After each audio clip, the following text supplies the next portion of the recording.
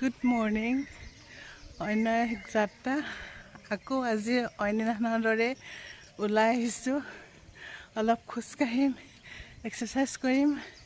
এই পাহাৰৰ আপটো উঠোঁতে মানে অলপ সেইটো উঠাটোৱে কষ্ট আৰু এয়া যিমান আহিছোঁ আৰু ইয়াতকৈ 3 গুণমান বেছি আছে ওপৰলৈ যাবলৈ।